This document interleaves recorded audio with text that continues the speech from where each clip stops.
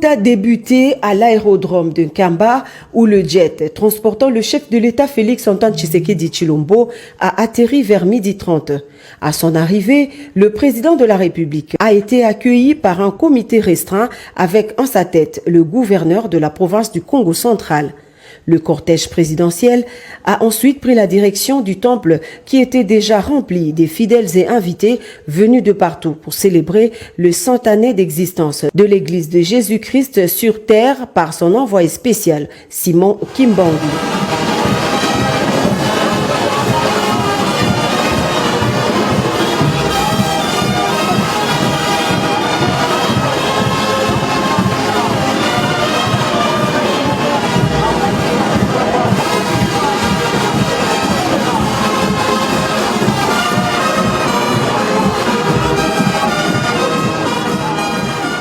Après un bref entretien avec le chef spirituel, son éminence Simon Kimbangu Kiangani, le chef de l'État a été conduit dans le temple pour le culte. C'est sous le son de la fanfare mêlée au chant en l'honneur de leur hôte de marque que les fidèles kimbanguistes ont accueilli le chef de l'État dans ce temple mythique qui n'a laissé aucune chaise vide parmi les 37 000 places assises dans sa capacité d'accueil.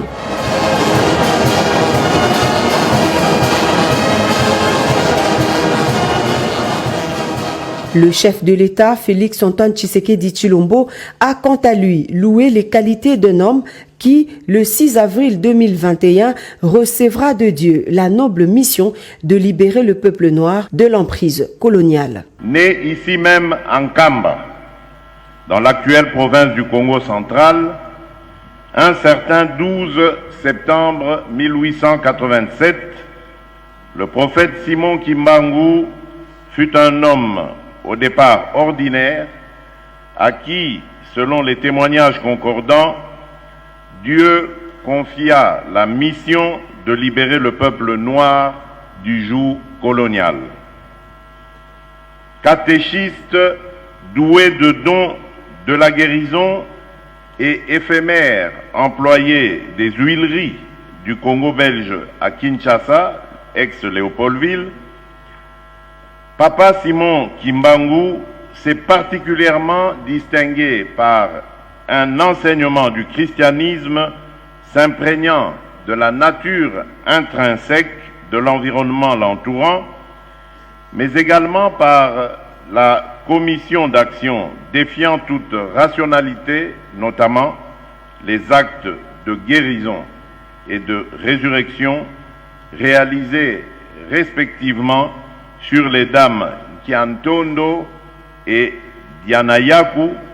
à Ngombe-Lutete au commencement de son ministère au mois d'avril 1921. Pour le chef de l'État, la commémoration du centenaire de l'église kimbanguiste doit nous rappeler le combat mené par les martyrs des indépendances africaines dont fait inexorablement partie Papa Simon Kimbangu pour s'être dressé contre l'oppression et l'injustice. Félix-Antoine Tshisekedi Tshilombo a également honoré la mémoire d'un compatriote parti du village de Nkamba, doté d'un courage et d'une endurance exceptionnelle et dont la popularité antérieurement locale s'est muée en un rayonnement mondial. Voilà qui vaut cette grande annonce qui a suscité de l'émoi chez les fidèles. Le garant des institutions de la République a chargé les présidents des deux chambres du Parlement présents à cette célébration d'inscrire pour le compte de la session en cours une loi qui fera du 6 avril de chaque année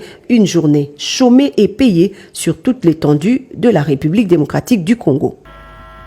Pona kosukisa na lingina loba boye awa ba présenter bino papa président ya Sénat na papa président ya Assemblée nationale nazali ko interpeller bango ko senga bango balanda na lombango likambo nazali ko senga ya te date ya le 6 avril ekota na mikolo oyo ekobanda kozala férié.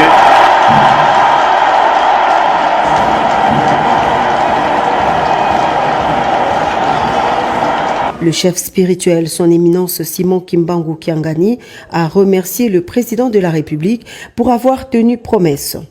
Il a ensuite prié l'assistance composée de plus de 90% des fidèles kimbanguistes au respect de l'autorité établie en promettant que l'église kimbanguiste restera toujours partenaire privilégié de la nation congolaise.